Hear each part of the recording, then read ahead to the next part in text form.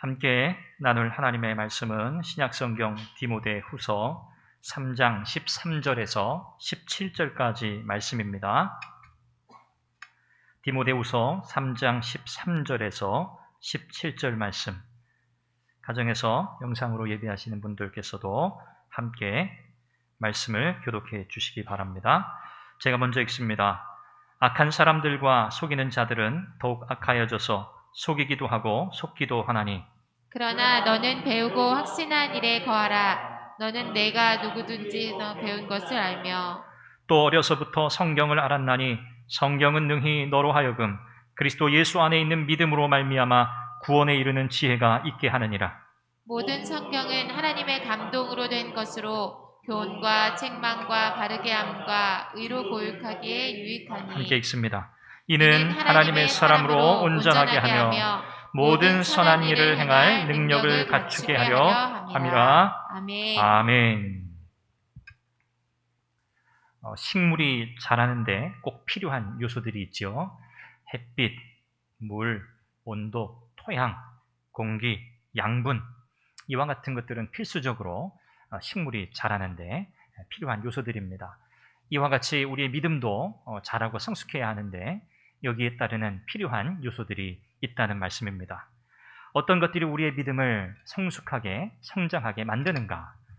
우리는 말씀을 통해서 여러 요소들을 함께 나누고 있는데, 제가 몇 주에 걸쳐서는 하나님께서 하나님의 사람들을 친히 빚어가시는 시간이라고 하는 과정 속에서 때로 고난을 사용하신다, 어려움이라고 하는 그 과정을 통해 우리의 믿음을 성숙해 하신다는 내용들을 살펴보았습니다. 오늘은 하나님의 말씀이 우리의 삶에, 특별히 우리의 신앙의 삶에, 신앙의 영적 성장에 어떤 관계가 있는가라는 점에 대해서 나누어 보려고 합니다. 하나님은 저와 여러분들을 말씀으로, 또 기도로, 또 때로는 고난으로, 또 우리의 믿음의 공동체라고 하는 이 교회를 통해서 우리를 다듬어 가시고 빚어 가시는 줄 믿습니다. 아멘. 오늘 이 말씀을 통해서 하나님께서 우리를 어떻게 빚어 가시는가, 특별히 하나님의 말씀이 우리의 삶에 어떤 의미가 있는가, 얼마나 중요한가를 나누어 보려고 합니다. 우리가 믿는다라고 할 때에는 두 가지를 생각하시면 됩니다. 첫 번째는 믿음의 대상에 관한 것이고, 두 번째는 믿음의 내용에 관한 것입니다. 우리의 믿음의 대상은 분명하지요. 바로 성삼위 하나님이십니다. 우리가 예수 그리스도를 믿는다라고 할 때 동일한 의미입니다. 우리가 예배의 대상, 우리의 믿음의 대상이 분명하지요. 그렇다면 그 내용이 뭘까요? 믿음의 내용이 뭘까요? 하나님이 어떤 분이신지, 하나님이 무슨 일을 하셨는지, 또 하나님께서 어떠한 일들을 하실 것인지에 관한 모든 내용을 우리가 다 믿는다는 것입니다. 예수님에 관해서도 마찬가지입니다. 예수님이 누구신가? 예수님께서 우리를 위해서 무엇을 하셨는가? 그리고 예수님께서 우리를 위해서 무슨 일을 하고 계신가, 또 하실 것인가에 관한 모든 내용을 우리가 다 믿는다는 것이죠. 그래서 믿음의 대상이 분명해야 하고 그 믿음의 내용이 확실해야 하는 것입니다. 우리가 성경을 가리켜서 특별 계시라 그렇게 부릅니다. 특별 계시. 또 그와 대조적으로 일반 계시라고 하는 표현을 하기도 하죠. 하나님께서 창조하신 자연 만물을 통해서 하나님은 본래 하나님이 어떤 분이신지 알도록 그렇게 창조하셨습니다. 그런데 인간이 범죄하여 타락함으로 인해서 자연 만물을 통해서, 다시 말하면 일반적으로 하나님께서 자신을 드러내 보이신 일반적인 이 계시를 통해서는 하나님을 알 수 없고 구원에 관한 지식을 얻을 수 없게 되었습니다. 그래서 하나님께서 자비로 은혜를 베푸셔서 우리에게 하나님의 말씀, 기록된 계시 성경을 우리에게 주신 것이죠. 그래서 우리는 이 성경을 통해서 하나님이 어떤 분이신지를 정확하게 알게 되고요. 무엇보다 우리의 영혼의 구원에 관한 분명한 지식을, 또 지혜를 얻을 수 있게 되는 것입니다. 그러므로 우리가 구원을 얻기 위해서는 전적으로 하나님의 계시의 말씀인 성경에 의존해야 하는 것입니다. 그래서 기독교를 계시 의존적 종교다, 이런 표현을 하기도 하는 것이죠. 여러분, 오늘 본문에 보면 사도 바울이 아들과 같이 여기는 디모데, 이 젊은 목회자에게 다음과 같이 권면하는 내용으로 되어 있습니다. 13절과 14절의 말씀이 그렇습니다. 악한 사람들과 속이는 자들은 더욱 악하여져서 속이기도 하고 속기도 하나니, 그러나 너는 배우고 확신한 일에 거하라. 자, 여기서 사도 바울이 이제 자신의 모든 사역을 거의 마무리해 가는 단계거든요. 그때 이제 자기의 뒤를 이어서 또 주님의 교회를 섬겨갈 젊은 목회자에게 이 디모데에게 부탁하는 이 권면의 말씀이 무엇인가 하니까 배우고 확신한 일에 거하라 하는 것입니다. 아멘. 그런데 왜 배우고 확신한 일에 거해야 하는가? 그 이유가 있다는 것이죠. 그 이유가 바로 13절 말씀입니다. 악한 사람들이 있고 속이는 사람들이 있는데 그들은 더욱 악해질 것이고 그들은 더 많이 속일 것이기 때문에 그렇습니다. 종말이라고 우리가 그렇게 표현하기도 하는데 예수님 오신 이후부터 오늘날에 이르기까지 그리고 예수님 다시 오시는 날까지를 우리는 종말이라고 다 부릅니다. 오늘 우리가 살아가는 이 마지막 때에 나타나는 많은 일들이 있는데 그 가운데 하나는 뭐냐면 사람들의 마음이 점점 악해진다는 거예요. 그리고 사람들이 점점 더 스스로 속기도 하고 속이기도 한다는 것이죠. 이런 일이 점점 더 심해질 것입니다. 따라서 이 바울의 이 권면은요, 그렇기 때문에 이 세상이 너무 악하고 하나님의 사람들을 향한 이 세상의 이 속임수가 또 압력이 더 거세질 것이기 때문에 우리는 보다 적극적으로 우리의 믿음을 지켜내야 한다라고 하는 권면이라고 할 수 있습니다. 여기 본문에 등장하는 이 속이는 사람들, 속이는 자들이라고 하는 사람들은 원어적 의미를 살펴보면 이 당시에 여러분 장례가 터지면 이 곡하는 사람들이 있었어요. 돈을 주고 곡하는 사람들을 썼습니다. 이것이 당시 이 문화예요. 그래서 이 사람들은 자기와 관련된 이 장례가 아니거든요. 그렇지만 돈을 받고 와서 그 집에서 이제 애곡을 합니다. 곡을 해요. 뭐 우리나라에도 그런 문화들이 있죠. 그래서 막 울고 슬픔을 표현하는 그런 일을 하는 사람들이 있었어요.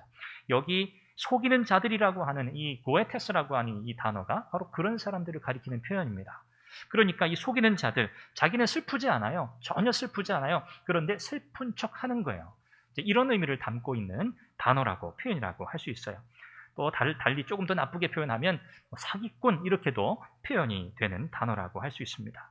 그런데 이와 같은 이 단어, 고에테스라고 하는 이 단어가 이 속이는 행위가 이 헬라의 시제를 따라보면 그 행위가 계속 반복되고 있는 거예요. 한 번 하고 마는 게 아니고요. 이 속이는 행위, 악해지는 이 모든 상황이 점점점 지속적으로 진행되고 반복되고 있다는 것을 나타냅니다. 오늘 저와 여러분들이 살아가고 있는 이 세상도 마찬가지입니다. 그래서 사도 바울은 디모데에게 권면하지만 이 말씀은 오늘을 살아가는 저와 여러분들에게도 동일하게 적용되는 말씀인 줄로 믿습니다. 우리의 마음을 흔들어 놓고 우리의 믿음의 여정에 큰 어려움을 줄 수 있는 이와 같은 일들이 우리를 둘러싸고 있기에 배우고 확신한 일에 거해야 한다고 바울은 디모데에게 권면하고 있는 것이죠. 아멘. 이 배운다라고 하는 이 단어는 어릴 때부터 부모의 품 안에서 이 자녀들이 부모의 품 안에서 교육을 받는다라고 하는 그런 의미를 가지고 있습니다. 매우 어릴 때부터 이 교육이 시작되었다라고 하는 그런 의미를 품고 있는 단어가 이 배운다라고 하는 이 단어입니다. 또 확실한이라고 하는 이 표현은 확실하게 한다라는 의미를 가진 이 동사로부터 왔는데요. 이것은 능동적으로 내가 뭔가를 확실하게 한다라는 그런 의미가 아니라 수동의 형태로 되어 있어서 누군가에 의해서 내 안에 확신이 선다 그런 의미입니다. 확실하게 되다, 확신하게 된다 그런 의미를 가지고 있는 단어죠. 이 본문 안에서는 성령의 역사로 말미암아 확신하게 된 것, 이것을 표현합니다. 우리가 하나님의 말씀을 배웁니다. 우리가 우리의 신앙의 이렇게 여정들을 우리가 이렇게 생각해 보면 많은 것을 배우게 되죠. 그런데 단순하게 지식을 습득한다고 해서 우리의 믿음이 자동적으로 자라는 것이 아닙니다. 물론 반드시 하나님의 말씀이라고 하는 이 지식이 우리에게 습득되어야 하지만 그 가운데 성경의 저자이신 성령 하나님께서 역사하지 않으면, 다시 말하면 어두운 우리의 지성에, 어두운 우리의 이 마음에 빛을 비추어 주시지 않고서는 이 말씀의 의미를 깨달을 수 없다는 거죠. 그래서 성령께서 역사하셔서 우리로 하여금 그 말씀을 깨닫게 하시는 은혜의 역사가 있을 때 바로 우리 안에서는 말씀을 통한 변화가 일어나고 우리의 신앙의 인격이 성장하게 되어 있는 것이죠. 여기 거한다라고 하는 이 단어도 이 동작의 이 행위의 반복을 가리키는 명령형으로 되어 있습니다. 그래서 끝까지 계속해서 이와 같은 확실하게 되어진 것, 성령의 역사로 말미암아 내가 어릴 때부터 또 교회를 통해서 배웠던 그 하나님에 관한 구원에 관한 지식을 확고하게 하게 되었는데 이것을 끝까지 붙들고 가야 한다라고 하는 의미에서 거하라, 머물러라 라고 하는 이 단어가 사용된 것입니다.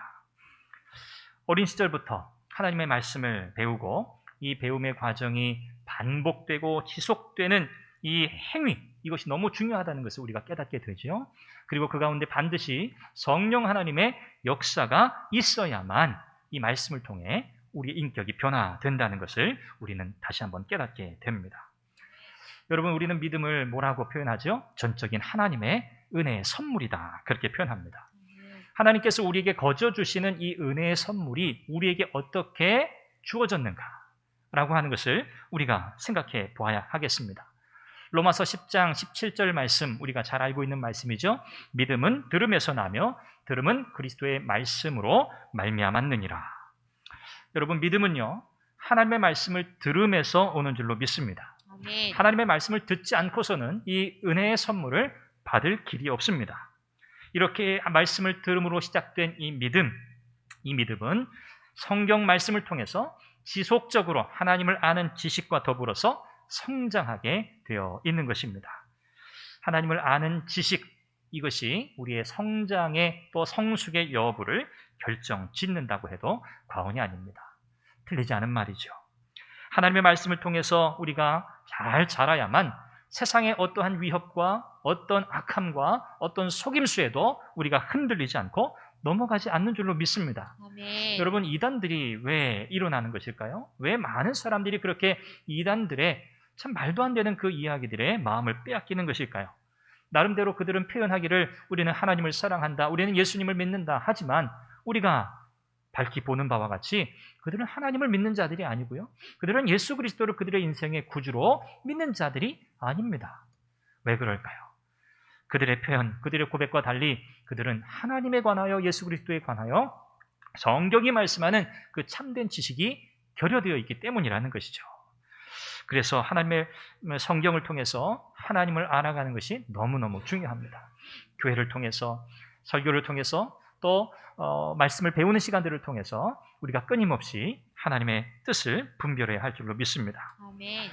우리가 이렇게 하나님의 말씀이 우리의 삶에 얼마나 중요한가, 우리 영적인 성장에 어떤 역할을 하고 있는가를 우리가 한번 생각해 보았습니다.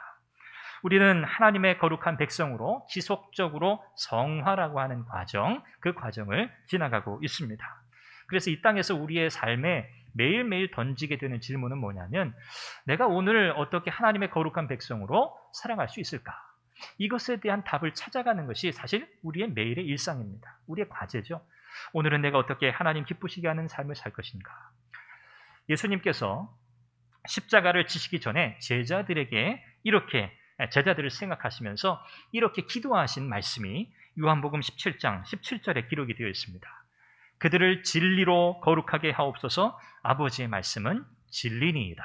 아멘. 제자들을 생각하시는 예수님의 기도 가운데 이 기도, 하나님, 이들을 거룩하게 해주세요. 이들은 거룩한 하나님의 백성으로 살아야겠습니다. 그런데 무엇으로요? 하나님의 말씀, 아버지의 말씀으로요. 왜요? 아버지의 말씀이 진리이기 때문입니다. 아멘. 이 말씀만이 그들을 거룩한 삶으로 살아가도록 할 수 있기 때문입니다. 라고 우리 주님이 기도하셨습니다. 다시 말하면 하나님의 말씀이 없이는 우리가 거룩해질 수 있다고요? 없다는 것입니다. 하나님의 말씀이 우리에게 공급되지 않고서 우리는 결코 성화의 삶을 살아갈 수 없어요. 하나님께서 저와 여러분들을 다듬어 가시는, 빚어 가시는, 만져 가시는 그 많은 여러 가지 도구들 중에 사실 가장 중요한 도구가 바로 하나님의 말씀입니다. 여러분, 이 말씀이 오늘 저와 여러분들의 모난 인격을 다듬어 가시고 하나님이 기뻐하시는 모습으로 우리의 신앙 인격을 새롭게 하시는 줄 믿으시고 하나님의 말씀에 더 가까이 나아가시기를 바랍니다. 아멘. 오늘 본문에 이 편지를 받아드는 이 디모데를 생각하면 참 복되다, 그런 생각을 하게 돼요. 참 복된 사람이다. 왜냐하면 오늘 본문에도 기록되어 있죠. 15절 말씀에 보니까 이 디모데는 어려서부터 성경을 알았던 사람이라고 되어 있습니다. 또 어려서부터 성경을 알았나니 라고 그렇게 표현하죠. 이 어려서부터라고 하는 이 단어, 이 브렉푸스라고 하는 이 단어는 신약 성경 중에 여기에서만 사용되는, 디모데후서 오늘 이 본문에만 사용되는 단어예요. 이것은 아주 어린 아이를 가리키는 표현이기도 하지만 태중에 있는, 어머니의 복중에 있는 아이를 가리키는 표현이기도 합니다. 그러니까 이 디모데, 어려서부터 성경을 알았다고 하는 것은 어머니의 복중에서부터 하나님의 말씀을 들으며 어머니 뱃속에서 자랐다는 거예요. 이 디모데는요, 신실한 외할머니 로이스가 있었습니다.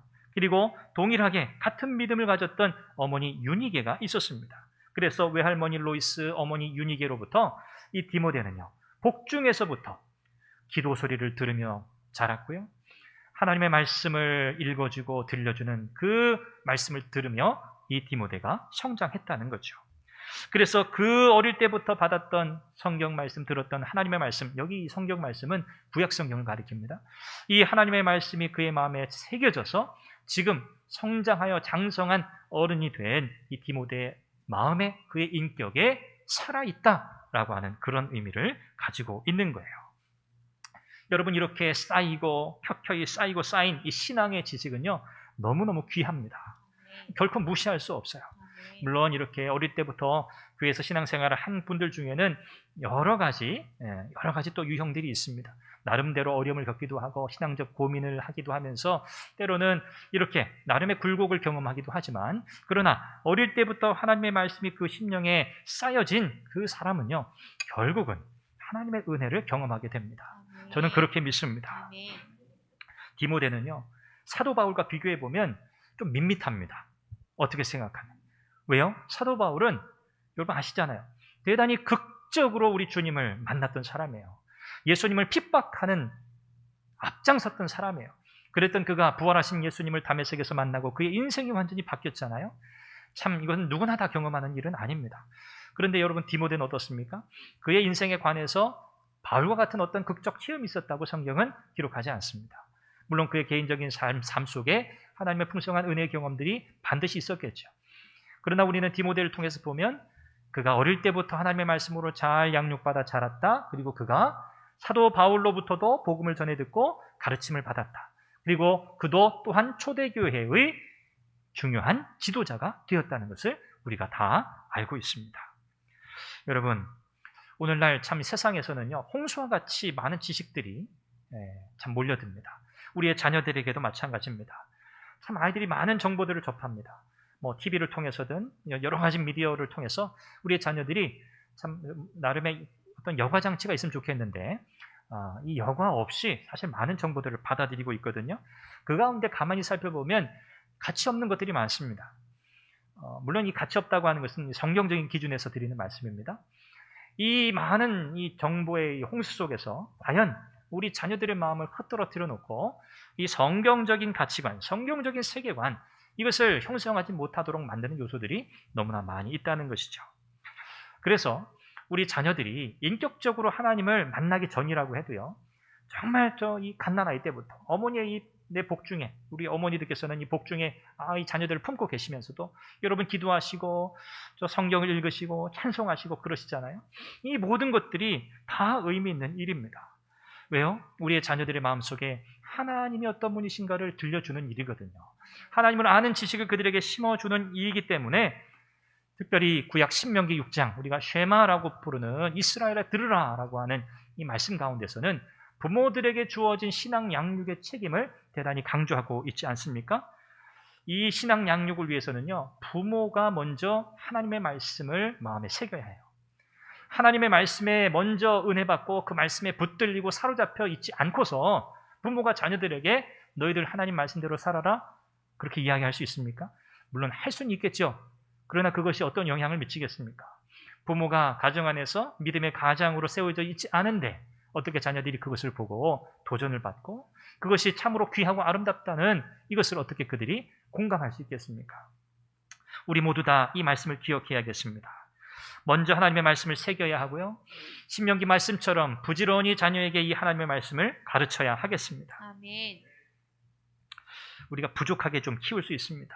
물질적으로는요, 가정마다 다 형편이 다르고 상황이 다르니까 물질적으로야 여러 면에서 부족하게 키울 수는 있습니다. 그러나 여러분, 어떠한 차별도 없이 우리가 부유하게 풍족하게 할 수 있는 일이 있다면 그게 바로 하나님의 말씀을 가르치는 거예요.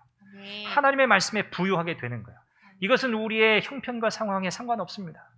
하나님의 말씀, 성경만 있으면 이 말씀으로 우리는 세상에서 가장 부유한 자가 될 수 있는 줄로 믿습니다. 아멘. 여러분, 우리의 자녀들에게 우리가 물려주어야 할 최고의 유산이 바로 하나님의 말씀인 줄로 믿습니다. 집에 앉아 있을 때에든지 길을 갈 때에든지 일어날 때에든지 말씀을 가르치라고 하시는 이 신명기의 말씀, 우리의 자녀들이 하나님의 말씀에 사로잡히도록 해야 한다는 말씀인 줄로 믿습니다. 아멘. 저도 개인적으로 어린 시절 아버지께서 저에게 성경을 읽도록 하시고 또 성경을 암송하도록 하셨던 그 기억이 남아 있습니다. 어린 시절, 제가 10살도 채 안 됐을 때 초등학교, 그 이전부터 물론 그런 일들이 있었지만 아버지가 소천하시기 전에 저와 함께 성경을 이렇게 암송해 주시고 확인해 주시고 하셨던 그 일들이 제 마음속에 참 소중한 추억으로 남아 있습니다. 나는 어떤 아버지가 되어야 할까? 나는 어떤 부모가 되어야 할까? 라고 하는 그런 생각을 하게 했던 중요한 추억입니다. 믿음의 가장이 되시는 우리 남성, 귀한 성도님들, 아버지 되시는 모든 분들, 바라기는 여러분들이 가정 안에서 성경을 읽어주는 아버지들이 되셨으면 좋겠어요. 아멘. 네. 저희 가정에서도 그런 경험이 있습니다. 성경을 읽어주는 아빠. 여러분의 자녀들이 잠들기 전에 또 장성한 자녀들이 있다고 해도요, 여러분 충분히 할 수 있습니다. 여러분 성경을 자녀들에게 믿음의 유산으로 남겨주시는 우리 부모님들이 되시기를 간절히 바랍니다. 아멘. 15절 말씀 너무 중요해요. 성경은 능히 너로 하여금 그리스도 예수 안에 있는 믿음으로 말미암아 구원에 이르는 지혜가 있게 하느니라. 아멘. 왜 우리가 하나님의 말씀을 자녀들에게 신앙의 유산으로 물려주어야 하는가? 다름 아니라 성경을 통해서만 예수 그리스도의 구원의 능력을 경험할 수 있기 때문에 그래요. 성경을 통하지 않고서는 예수 그리스도가 누구신지, 십자가 구원의 은총이 무엇인지 알 수 없기 때문에 그렇습니다. 영혼을 구원하시는 하나님의 말씀, 오직 말씀을 통해서만 우리는 복음의 능력을 경험하고 하나님의 구원하시는 은혜를 경험할 수 있기 때문에 그렇습니다. 여러분, 우리의 자녀들이 다 성공한 인생이 되기를 원합니다. 그러시죠? 어떻게 우리의 자녀들이 성공한 인생이 될까? 어떻게 하면 우리의 자녀들이 형통한 삶을 살 것인가? 여러분, 답은 분명합니다. 우리의 자녀들을 평생 하나님의 말씀을 사랑하는 사람들로 만드시길 바랍니다. 아멘. 저도 이를 위해서 부단히 애쓰고 노력하고 있습니다. 저도 아버지니까요. 시편 1편 말씀을 떠올려 봅니다. 복 있는 자가 어떤 자인가? 형통한 자가 어떤 자인가? 하나님의 말씀을 즐거워하여 그 말씀을 주야로 묵상하는 자로다. 아멘. 사랑하는 여러분, 저와 여러분들이 그런 믿음의 사람 되시기를 바랍니다. 아멘. 우리의 자녀들, 우리 영상으로 함께 예배하는 우리 자녀들도 어머니의, 아버지의 품 안에서 하나님의 말씀을 즐겨 들으시고 이 말씀이 여러분의 인생을 복되게 하는 진리임을 믿으시고 어린 시절부터 하나님의 말씀을 가까이 할 수 있기를 바랍니다. 아멘. 이 말씀을 암송하시고 이 말씀이 가르쳐질 때 여러분의 마음 깊이 이 말씀을 잘 새겨 듣는 귀한 우리 자녀들 되시기를 바랍니다. 아멘. 여러분, 하나님의 말씀이요, 우리의 귀와 우리의 눈을 통해서 들어오게 돼요. 우리의 마음에 들어옵니다. 우리의 마음에 들어오는 이 작업이 반복되면 우리의 마음은 일종의 시스템, 틀을 만들게 됩니다. 그 틀을 우리는 사상이라고 그렇게 표현할 수 있어요. 사상. 어떤 일에 대해서, 어떤 지식에 대해서 반복적으로 우리가 훈련하다 보면 그것이 우리의 일종의 세계관을 만드는 거예요. 이 세계관이 우리에게 딱 만들어지면 우리의 행동, 우리의 삶의 모든 일이 거기에 기준되어 움직이게 되어 있어요. 그래서 우리의 신앙 인격이 어떻게 형성이 되는가? 이 과정을 통해서 인격이 형성되는 거예요. 하나님의 말씀을 읽고 들음으로 이 말씀이 우리의 마음에 차곡차곡 쌓여지고 이것이 하나의 세계관, 사상, 세계관을 만들므로 우리의 행동, 우리의 태도를 만들어내게 되는 것이죠. 사랑하는 여러분, 우리의 자녀들을 위한 기도 속에 여러분 이 기도의 제목을 반드시 품고 기도하시길 바랍니다. 우리가 신앙교육을 중요하게 여기는 이유가 바로 여기 있는 것이죠. 여러분, 저는 기대가 됩니다. 우리 선한교회, 우리 다음 세대, 우리 저 어린아이들로부터 시작해서 우리 청년들에 이르기까지 하나님의 말씀을 사랑하는 그들이 어떻게 이 세상을 변화시키고 아멘. 그들을 통해서 이 선한교회가 어떤 복을 누리게 될 것인가, 저는 기대하고 있습니다. 아멘. 하나님께서 하나님의 말씀을 사랑하는 우리의 자녀들을 통해서 선한교회를 복 주실 줄로 믿습니다. 아멘. 오늘 말씀 16절에 보니까 하나님의 말씀이 가지고 있는 몇 가지 기능을 우리에게 소개해요. 모든 성경은 하나님의 감동으로 된 것으로 교훈과 책망과 바르게 함과 의로 교육하기에 유익하니라고 했습니다. 여기에 보면 네 가지로 성경이 어떤 기능을 하는가 소개하고 있어요. 여러분, 성경은요, 하나님께서 한 영혼을 구원해 내시는, 그래서 하나님의 사람이 되도록 만드는 유일한 책입니다. 성경이 하나님의 감동으로 되었기 때문에 그래요. 물론 성경에 저자들이 있습니다. 하나님께서 그들을 사용하셨습니다. 그러나 그들이 가지고 있는 어떤 사상, 그들이 가지고 있던 어떤 지식적 배경, 그 안에서 하나님의 말씀을 쓰게 하신 것이 아니에요. 그것이 전부가 아니에요.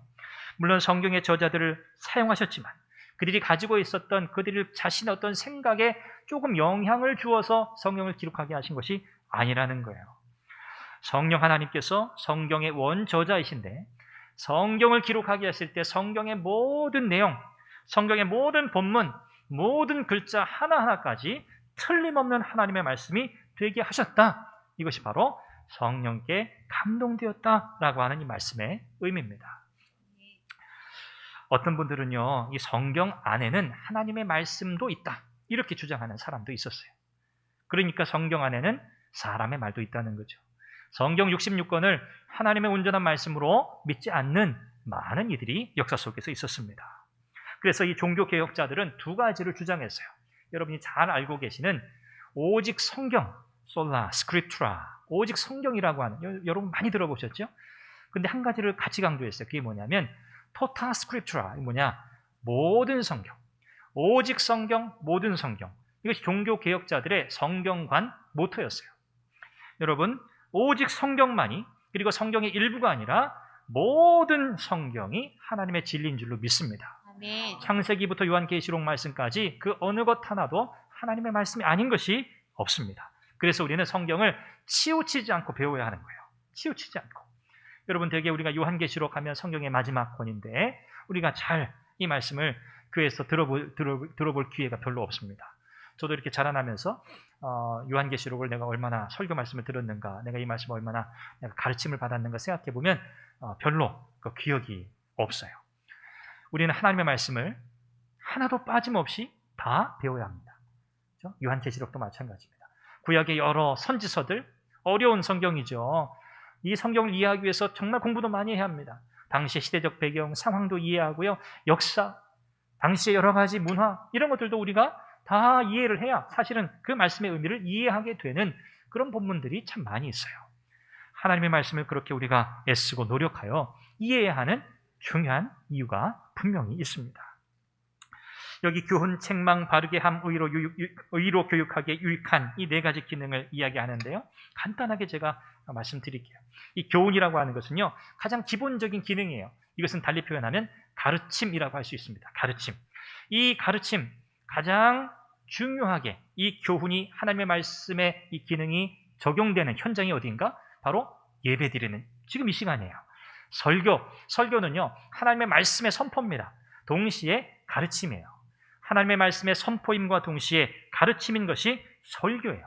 그래서 설교자인 저는 늘 주의합니다. 어떻게 주의할까요? 하나님의 말씀 대신에 내 생각, 내 이야기를 전하지 않기 위해 애를 씁니다. 이것이 설교자가 해야 될 일이거든요. 여러분, 예배 가운데 하나님의 말씀을 들으실 때 절대로 사람에게 열광하시면 안 돼요. 설교자에게 열광하시면 안 돼요. 아, 저분 설교 잘하신다. 저 목사님 너무 설교 잘하시는데, 그래서 목사님을 존경하고 존중하고, 야, 내가 어떻게 하면 목사님이 말씀을 잘 전하실 수 있도록 내가 어떻게 도울까? 이 정도는 좋습니다. 괜찮습니다. 그렇지만 맹목적으로 그 설교자에게 마음을 다, 뭐 이런 표현 좀 조심스럽습니다만, 여러분들은 그런 분들이 없으셔요.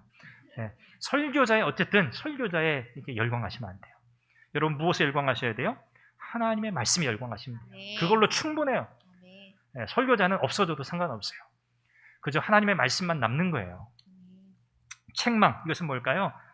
문자적으로는요, 유죄 판결을 의미해요. 유죄 판결. 개인적으로 또는 공개적으로 죄를 드러내고 회개하도록 하는 거예요. 성경이, 하나님 말씀이 이런 기능을 가진다는 거예요. 이건 성령께서 하시는 일이거든요. 우리가 범죄했을 때 우리의 마음속에 찔림을 주시는 거예요. 그 말씀으로 우리를 깨우치시는 거예요. 돌이키라고요. 회개하라고요. 이것이 말씀의 기능이에요. 바르게 한다는 것은요, 바로 세운다는 거예요. 이건 다름 아니라 말씀이 우리를 교정하는 기능을 가진다는 겁니다. 교정한다. 잘못되었을 때, 삐뚤어졌을 때 우리를 바로 세우는 것이죠. 하나님 말씀의 원리에서 벗어날 때 끊임없이 말씀이 우리에게 교정하는 역할을 한다는 거예요. 그래서 책망과 이 바르게 함은 같이 가요. 꾸짖어서 우리가 무엇이 잘못되었는지를 돌이키게 하시고 잘못된 방향을 다시 바로잡게 하는 이 역할을 성경이 한다는 거죠. 마지막 의로 교육하기에 유익하다 했습니다. 이것은 아주 어린 아이들을 훈육하는 그런 의미에서 사용되는 표현이에요. 하나님의 말씀, 이것이 우리의 삶의 핵심적인 원리임을 알고 지속적으로 이 말씀의 교육을 받아야 한다는 뜻입니다. 우리가 자녀들을 양육할 때 때로는 교훈하고 때로는 책망하고 때로는 훈련을 시키는 것과 같은 의미라고 할 수 있습니다. 사랑하는 여러분, 하나님의 말씀이 이와 같이 우리를 세워가는 줄 믿습니다. 아멘. 우리의 신앙과 우리의 신앙의 성장, 그리고 우리의 이 믿음의 이 형성이라고 하는 것은요, 절대적으로 하나님의 말씀을 따라갈 때에만 이루어지는 거예요. 여러분, 이 사실을 머릿속에 또 마음속에 잘 새겨두시길 바라요. 어떤 목회자가 능력이 뛰어날 수도 있습니다. 그러나 여러분 속지 마십시오. 어떤 목회자든 내가 여러분들의 믿음을 자라게 해주겠습니다. 내가 여러분들에게 이것을 보장하겠습니다. 내가 여러분들 이렇게 해줄 테니 여러분 나를 믿으십시오. 여러분 이런 말들에 여러분 마음을 빼앗기지 마시기 바라요.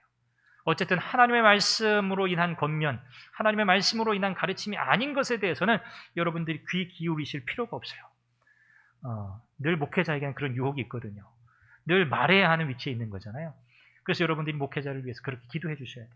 하나님의 말씀을 신실하게 진실하게 말씀을 통해 설교를 통해서 그리고 신앙적 권면과 또 목양의 차원에서도 하나님의 말씀으로 성도들을 잘 세워갈 수 있도록 하나님 지혜를 달라고 저를 위해서 기도하셔야 돼요. 아멘. 사도 바울이 에베소 교회를 떠나면서 에베소 교회 교인들과 또 거기 있었던 수많은 장로님들에게 부탁하는 장면이 사도행전 20장 27절에서 32절에 나와요. 그런데 참 인상적이에요. 이 사도 바울이 에베소 교회를 떠나면서 교회 리더된 장로님들에게 이렇게 부탁할 수 있어요. 장로님들, 이제 제가 떠납니다. 이렇게 주의 교회를 우리가 눈물로 애쓰고 수고하면서 이렇게 세웠는데 우리 장로님들 남아 계시니 이제 이 교회를 잘 책임지시고 잘 이끌어 주세요. 잘 양육해 주세요. 잘 돌봐 주세요. 이럴 수 있죠. 그렇죠? 그런데 바울은요, 그렇게 하지 않았어요. 이게 참 너무 인상적이고 저는 감동적이었어요. 이 사도 바울이 뭐라고 이야기하냐면 이제 이 교회는 어려움을 겪게 될 것입니다. 많은 핍박을 받게 될 것입니다. 그런데 제가 장로님들에게 부탁하는 것이 아니라 주와 및 은혜의 말씀에 여러분들을 맡깁니다. 그랬어요. 주와 주님과 은혜의 말씀, 하나님의 말씀에 여러분들을 맡깁니다. 부탁합니다. 여러분 참 감동적이지 않습니까? 이것이 우리의 신앙의 관점이 되어야 하는 거예요. 아, 그렇구나. 내가 교회에서 어떤 중요한 역할을 하고 있다? 역할 잘 하시면 됩니다. 하나님 앞에 겸손하게 하시면 돼요. 그렇지만 결국 주님의 교회는요, 하나님께서 하시는 거예요. 하나님의 말씀을 통해서 세워가시는 거예요. 우리는 거기에 쓰임받는 도구가 되는 거예요. 우리가 주인 되면 안 돼요. 여러분들, 우리가 이것을 주의해야 하겠습니다. 성경이 하나님의 사람을 만드는 것입니다. 여러분 이 사실을 기억하십시오. 성경이 주님의 교회를 세우고요, 저와 여러분 모두 이 일에 부름받은 자들입니다. 말씀을 맺습니다.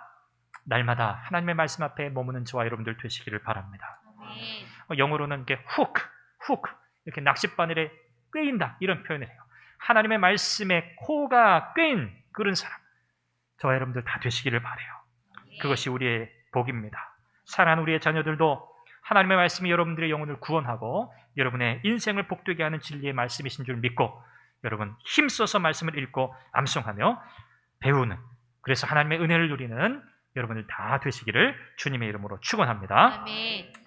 기도합니다. 자비하신 아버지 하나님, 오늘 주께서 우리에게 주신 말씀을 마음에 새기게 하시고 하나님의 말씀이 우리의 삶의 참 진리인 줄 믿고 이 말씀이 우리의 삶을 빚어가시는 줄 믿고 이 말씀을 사랑하고 주의 말씀의 뜻을 헤아리고 순종하는 우리가 되게 해 주옵소서. 아멘. 예수님의 이름으로 기도합니다. 아멘. 아멘.